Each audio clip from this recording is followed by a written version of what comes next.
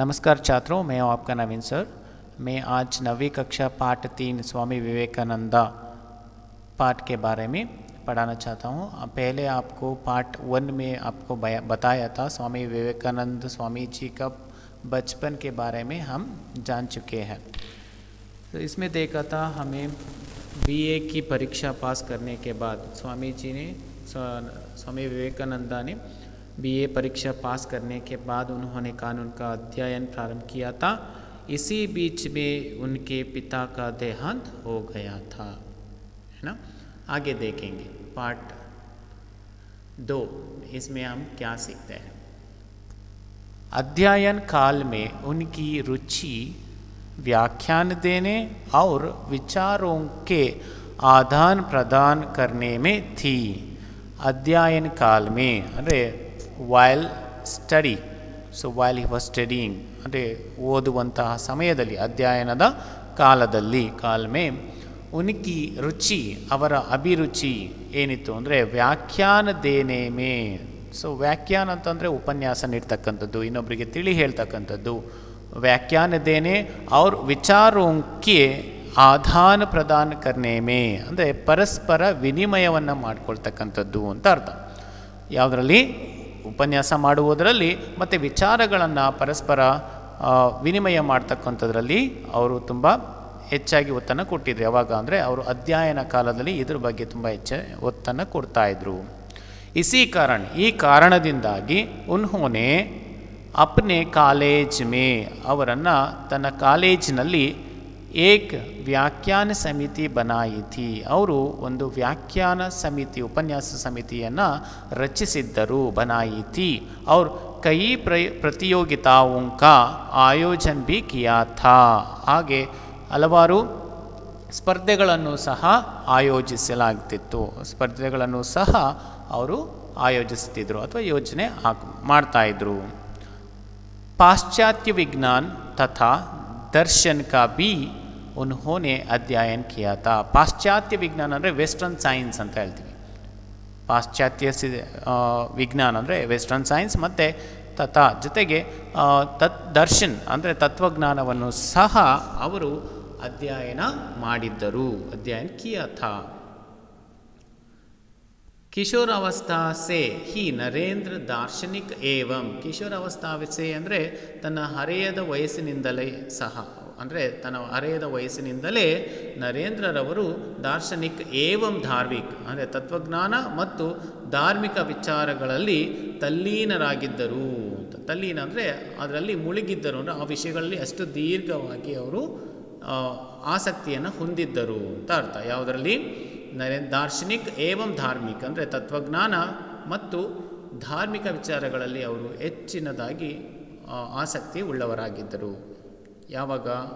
ಹದಿಹರೆಯದ ವಯಸ್ಸಿನಲ್ಲಿ, ಕಿಶೋರಾವಸ್ಥೆಯಲ್ಲಿಯೇ ಅವರು ಈ ವಿಷಯಗಳ ಬಗ್ಗೆ ತುಂಬ ಆಸಕ್ತಿ ಹೊಂದಿದ್ದರು. ಏಕ್ ದಿನ ನರೇಂದ್ರ ರಾಮಕೃಷ್ಣ ಪರಮಹಂಸಕ್ಕೆ ಪಾಸ್ ಪಹುಂಚೆ. ಒಂದು ದಿನ ರಾಮಕೃಷ್ಣ ಪರಮಹಂಸರ ಹತ್ತಿರ ಅವರು ತಲುಪಿದರು. ಪಹುಂಚೆ ಅಂದರೆ ತಲುಪಿದರು. ಅವರು ಅಪ್ನಿ ಜಿಜ್ಞಾಸ ಉನ್ಹೆ ಕಹ ಸುನಾಯಿ. ತನ್ನಲ್ಲಿರ್ತಕ್ಕಂಥ ಎಲ್ಲ ಜಿಜ್ಞಾಸೆಗಳನ್ನು, ಅಂದರೆ ತನ್ನ ಕುತೂಹಲಗಳನ್ನು, ತನ್ನ ಎಲ್ಲ ಡೌಟ್ಸ್ಗಳನ್ನು ಅವರ ಮುಂದೆ ಸುನಾಯಿ ಕೇಳಿಸಿದರು. ಅವರ ಸ್ವಾಮಿ ವಿವೇಕಾನಂದರಲ್ಲಿ ಇರ್ತಕ್ಕಂಥ ಎಲ್ಲ ಕ್ಯೂರಿಯಾಸಿಟಿಯನ್ನು, ಡೌಟ್ಸನ್ನು ಅವರ ಮುಂದೆ ಕೇಳಿಸಿದರು. ಅವ್ರ ಮುಂದೆ ಹೇಳಿದ್ರಂತೆ. ಅಪ್ನಿ ಜಿಜ್ಞಾಸ ಉನ್ಹೆ ಕಹ ಸುನಾಯಿ, ಅವರಿಗೆ ಕೇಳಿ ತಿಳಿಸಿದರು. ರಾಮಕೃಷ್ಣ ಪರಮಹಂಸನೇ. ಆವಾಗ ರಾಮಕೃಷ್ಣ ಪರಮಹಂಸರವರು ನರೇಂದ್ರರನ್ನು ಅಪನ ಶಿಷ್ಯ ಸ್ವೀಕಾರ ಕಿಯ, ತನ್ನ ಶಿಷ್ಯರಂತೆ ಸ್ವೀಕಾರ ಮಾಡಿಕೊಂಡರು, ಶಿಷ್ಯನನ್ನಾಗಿ ಮಾಡಿಕೊಂಡರು ಅಂತ. ಸ್ವಾಮಿ ಪರಮಹಂಸಕ್ಕೆ ಜೀವನ್ ದರ್ಶನ್ ಸೇ. ಸ್ವಾಮಿ ಪರಮಹಂಸ ರಾಮಕೃಷ್ಣ ಪರಮಹಂಸರೇನಿದ್ದರೋ ತನ್ನ ಗುರುಗಳು ಅವರ ಜೀವನದ ದರ್ಶನದಿಂದ, ಅವರ ಜೀವನವನ್ನು ಅರಿತಿದ್ದರಿಂದಾಗಿ ವಿವೇಕಾನಂದ ಇತನೇ ಪ್ರಭಾವಿತ ಹುಯೇತೆ. ಎಷ್ಟು ಪ್ರಭಾವಿತರಾಗಿದ್ದರು ಅಂತಂದರೆ ಉನ್ಹೋನೆ ಅಪ್ನೆ ಗುರು ಕೆ ಸಂದೇಶ ಕಾ ಪ್ರಸಾರ ಕರ್ನಾ ಚಾಹ. ಆ ರಾಮಕೃಷ್ಣ ಪರಮಹಂಸರಿಂದ ಎಷ್ಟು ಪ್ರಭಾವಿತರಾಗಿದ್ದರು ಅಂದರೆ ಅವರು ತನ್ನ ಗುರುಗಳ ಸಂದೇಶವನ್ನು ಪ್ರಸಾರ ಮಾಡುವುದಕ್ಕೆ ಅವರು ಬಯಸಿದರು. ಚಾಹ. ಜನತಾ ಕೋ सत्य की राह दिखाने के लिए ಜನತಾಕೋ ಅಂದರೆ ಜನರಿಗೆ ಸತ್ಯದ ದಾರಿಯನ್ನು ತೋರಿಸುವುದಕ್ಕಾಗಿ, ಕೇಲಿಯೇ ಅಂದರೆ ಗೋಸ್ಕರ, ಫಾರ್ ದಿಕಾನಿ ಕೇಲಿಯೇ ತೋರಿಸುವುದಕ್ಕಾಗಿ, ಏನನ್ನು ಜನರಿಗೆ ಸತ್ಯದ ದಾರಿಯನ್ನು ತಿಳಿಸುವುದಕ್ಕೋಸ್ಕರ ಸೆಪ್ಟೆಂಬರ್ ಸನ್, ಸಿತಂಬರ್ ಅಂದರೆ ಇಲ್ಲಿ ಸೆಪ್ಟೆಂಬರ್ सन 1893 को वे ಸಂಯುಕ್ತ ರಾಜ್ಯ ಅಮೆರಿಕಾ ಗಯೇ. 1893ರಲ್ಲಿ ಅವರು ಸಂಯುಕ್ತ ರಾಜ್ಯವಾದಂಥ ಯುನೈಟೆಡ್ ಸ್ಟೇಟ್ಸ್ ಅಮೆರಿಕಾಗೆ ಹೋದರು. ಉಸ್ ಸಮಯ, ಆ ಸಮಯದಲ್ಲಿ ವಹಾ ಅಲ್ಲಿ ಶಿಕಾಗೋ ನಗರದಲ್ಲಿ ಸರ್ವಧರ್ಮ ಸಮ್ಮೇಳನ ಹೋ ರಹಾ ಥಾ, ಸರ್ವಧರ್ಮ ಸಮ್ಮೇಳನವು ನಡೆಯುತ್ತಾ ಇತ್ತು, ಆ ಸಮಯದಲ್ಲಿ ನಡೆಯುತ್ತಿತ್ತು. ಇಸ್ ಮಹಾಸಭಾ ಮೇ, ಈ ಮಹಾಸಭೆಯಲ್ಲಿ ವಿವೇಕಾನಂದರವರು ಭಾರತೀಯ ಧರ್ಮ ಔರ್ ತತ್ವಜ್ಞಾನ ಪರ್ ಭಾಷಣ ದಿಯಾ. ಈ ಒಂದು ಮಹಾಸಭೆಯಲ್ಲಿ ವಿವೇಕಾನಂದರು ಭಾರತೀಯ ಧರ್ಮ ಮತ್ತು ತತ್ವಜ್ಞಾನದ ಮೇಲೆ ಒಂದು ಭಾಷಣವನ್ನು ಕೊಟ್ಟರು. ಉನ್ಕ ಭಾಷಣ ಬಡಾ ಗಂಭೀರ್ ಏವಂ ಹೃದಯ ಸ್ಪರ್ಶಿ ಥಾ, ಅವರ ಒಂದು ಭಾಷಣವು ಬಹಳ ಗಂಭೀರವಾಗಿ ಇತ್ತು, ಅಂದರೆ ಅಷ್ಟು ಆಳವಾಗಿ ಇತ್ತು, ಹಾಗೂ ಹೃದಯ ಸ್ಪರ್ಶಿ, ಹೃದಯ ಮುಟ್ಟುವಂತೆ ಅವರ ಭಾಷಣವು ಅಲ್ಲಿ ಅವರು ಮಾಡಿದ್ದರು. ಉನ್ಕ ಭಾಷಣ ಬಡಾ ಗಂಭೀರ್ ಏವಂ ಹೃದಯ ಸ್ಪರ್ಶಿತ, ಅಂದರೆ ಹೇಳಿದ್ನಲ್ವ, ಅವರ ಒಂದು ಭಾಷಣವು ತುಂಬ ಗಂಭೀರವಾಗಿತ್ತು, ಹಾಗೆ ಹೃದಯ ಸ್ಪರ್ಶಿ, ಮನ ಮುಟ್ಟುವಂತಿತ್ತು. ಉನ್ಕಿ ವಾಣಿ ಸುನ್ಕರ್ ಶ್ರೋತಾಗಣ ಮೃದ್ ಹೋ ಗಯೇ. ಶ್ರೋತಾಗಣ ಅಂತಂದರೆ ಯಾರು? ಪ್ರೇಕ್ಷಕರು. ಅವರ ಒಂದು ವಾಣಿ ಅಂದರೆ ಅವರ ಒಂದು ವರ್ಡ್ಸನ್ನು ಕೇಳಿ ಅವರೆಲ್ಲರೂ ಸಹ ಮೋಡಿ ಮಾಡಿದ ಹಾಗೆ, ಎನ್ಚಾಂಟೆಡ್ ಮುಗ್ಧ ಹೋ ಗಯೇ ಅಂದರೆ ಎನ್ಚಾಂಟೆಡ್ ಮಂತ್ರ ಹಾಕಿದ ಹಾಗೆ ಮೋಡಿ ಮಾಡಿದಂತಾಗಿದ್ದರು. ಯಾರು? ಶ್ರೋತಾಗಣ, ಪ್ರೇಕ್ಷಕರು. कुछ समय तक वे अमेरिका में ही रहे और अपने भाषणों द्वारा लोगों को त्याग और संयम का पाठ पढ़ाया. ಅವರು ಅಮೇರಿಕಾದಲ್ಲೇ ಸ್ವಲ್ಪ ದಿನಗಳ ಕಾಲ ಇದ್ದು ಅಪನೆ ಭಾಷಣದ ಮುಖಾಂತರ ಜನರಿಗೆ ಲೋಗೋಂಕೋ ತ್ಯಾಗ ಅವ್ರ ತ್ಯಾಗ ಮತ್ತು ಸಂಯಮದ ಪಾಠವನ್ನು ಹೇಳಿದರು. ಇಸ್ಕೆ ಬಾದ್, ಅದಾದ ನಂತರ ಅವೇ ಇಂಗ್ಲೆಂಡ್ ಅವ್ರ ಸ್ವಿಟ್ಜರ್ಲ್ಯಾಂಡ್ ಬಿ ಗಯೇ. ಅವರು ಸಹ ಅದಾದ ನಂತರ ಇಂಗ್ಲೆಂಡ್ ಮತ್ತು ಸ್ವಿಟ್ಜರ್ಲ್ಯಾಂಡ್ಗೂ ಸಹ ಹೋಗಿದ್ದರು. ಅಲ್ಲಿ ಉನ್ಹೋನೆ ಸತ್ಯ ಅವ್ರ ಧರ್ಮ ಕಾ ಪ್ರಸಾರ ಅಂದರೆ ಸತ್ಯ ಮತ್ತು ಧರ್ಮದ ಪ್ರಚಾರ ಮಾಡಿ ಭಾರತಕ್ಕೆ ಗೌರವಕ್ಕೋ ಬಡಾಯ, ಭಾರತದ ಗೌರವವನ್ನು ಹೆಚ್ಚಿಸಿದರು. ಬಡಾಯ ಅಂದರೆ ಹೆಚ್ಚಿಸ್ತಕ್ಕಂಥದ್ದು. ಅನೇಕ ವಿದೇಶಿ ಸ್ವಾಮೀಜಿ ಕೆ ಶಿಷ್ಯ ಬನ್ ಗಯೇ.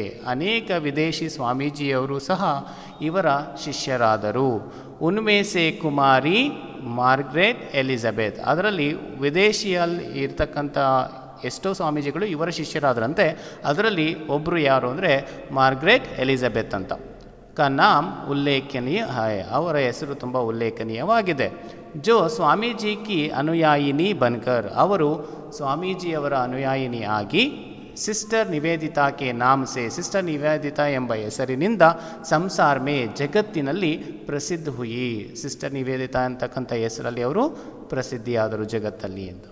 ಸ್ವಾಮಿ ವಿವೇಕಾನಂದ ನೇ ಭಾರತ್ ಮೇ ಬಿ ಭ್ರಮಣ ಕರ್ಕೆ, ಸ್ವಾಮಿ ವಿವೇಕಾನಂದವರು ಭಾರತದಲ್ಲಿಯೂ ಸಹ ಸಂಚಾರ ಮಾಡಿ ಭಾರತೀಯ ಸಂಸ್ಕೃತಿ ಅವ್ರ ಸಭ್ಯತಾ ಕಾ ಸದುಪದೇಶ ದಿಯಾ, ಭಾರತದ ಸಂಸ್ಕೃತಿಗಳ ಬಗ್ಗೆ ಅವರು ಉಪದೇಶವನ್ನು ಕೊಟ್ಟರು. ಉನ್ಹೋನೆ ಅಂಧವಿಶ್ವಾಸೋನ್ ತಥಾ, ಅಂಧವಿಶ್ವಾಸ ಅಂದರೆ ಮೂಢನಂಬಿಕೆಗಳು ಹಾಗೂ ರೂಢಿಯೋಂಕೆ ಹಠಾಕರ್ ತೆಗೆದುಹಾಕಿ ಧರ್ಮ ಕಾ ವಾಸ್ತವಿಕ್ ಮರ್ಮ ಸಮಜಾಯ, ಧರ್ಮದ ಒಂದು ರಹಸ್ಯವನ್ನು, ನಿಜವಾದ ರಹಸ್ಯವನ್ನು ತಿಳಿಸಿದರು. ಸಾಧು ಸನ್ಯಾಸಿ ವರ್ಗೋಂಕೋ ಬಿ ಉನ್ಹೋನೆ ಶಾಂತಿ ಪ್ರಾಪ್ತ ಕರ್ನೆ ಕಾ ನಯಾ ಮಾರ್ಗ ಜತಾಯ, ಅಂದರೆ ಸನ್ಯಾಸಿ ವರ್ಗದವರಿಗೂ ಸಹ ಶಾಂತಿಯನ್ನು ಪಡೆಯುವುದಕ್ಕಾಗಿ ಒಂದು ಹೊಸ ದಾರಿಯನ್ನು ಸಹ ವ್ಯಕ್ತಪಡಿಸಿದರು.